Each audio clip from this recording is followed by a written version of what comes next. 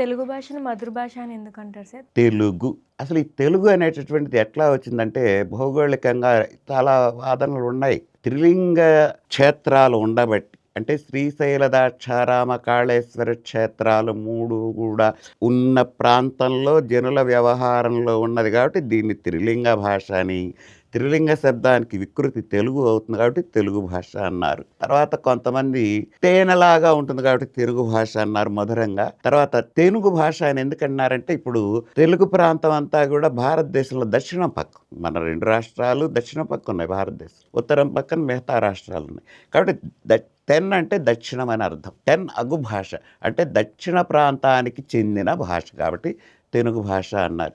అయితే ఇందులో ఇది తేనెలాగా ఉంటుందనేదా, దానికంటే దక్షిణ ప్రాంత భాష కావటం ఒకటి.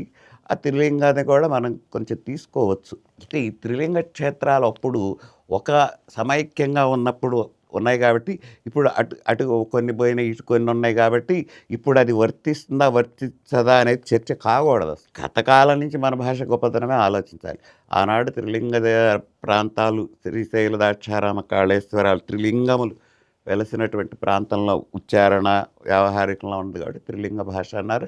అదే తెలుగు భాష అన్నారు. ఇది మాధుర్యం అని ఎందుకు అవునా మీరు అడిగారు. ఈ తెలుగు భాష అమ్మ అజంత భాష.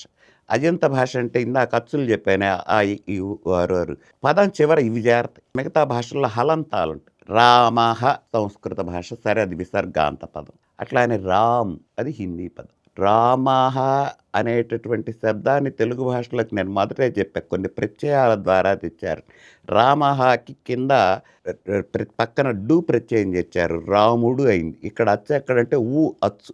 ఇల్లు ఊ అచ్చు, అతడు ఊ అచ్చు, చివరన డు, అతడు ప్లస్ ఊ అతడు, ఈమె ఏ అచ్చు, అది ఈ అచ్చు. ఈ అచ్చు అంతంగా ఉండేటటువంటి భాష ఉచ్చారణకు కానీ సంగీతానికి కానీ చాలా రసపుష్టిని అందాన్ని ఇస్తుంది. అందుకనే దీన్ని ఇటాలియన్ ఆఫ్ ది ఈస్ట్ అన్నారు. ఇటలీ భాష కూడా అజంత భాష. హలంత భాషకి అంత అందం రాదు, ఉచ్చారణలో రాదు. అందుకని అజంత భాష అయినటువంటి దీన్ని ఇటాలియన్ ఆఫ్ ది ఈస్ట్ అని పాశ్చాత్యులు కీర్తించిన, మన వాళ్ళకి మా తెలుగు గొప్పది అని చెప్పుకున్నా కేవలం అజంత భాష కావడం. అజంత భాషకు ఉన్నటువంటి ఒక భావ వ్యక్తీకరణకు కూడా అజంతంలోనే ఈజీగా ఉంటుంది. మనకు ఒక కష్టం వచ్చినా, ఇబ్బంది వచ్చినా, ఏదన్నా వచ్చినా అజంతంతోటే పిలగలుగుతాం.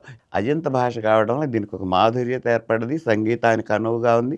దానివలన ఎంతోమంది మహానుభావులు కీర్తనలు రచించారు, పాటలు రచించారు, సినిమా పాటలు రచించారు, ఎన్నెన్నో రచించారు. హలంత భాష ఎప్పుడు కట్ అయిపోతుందమ్మా.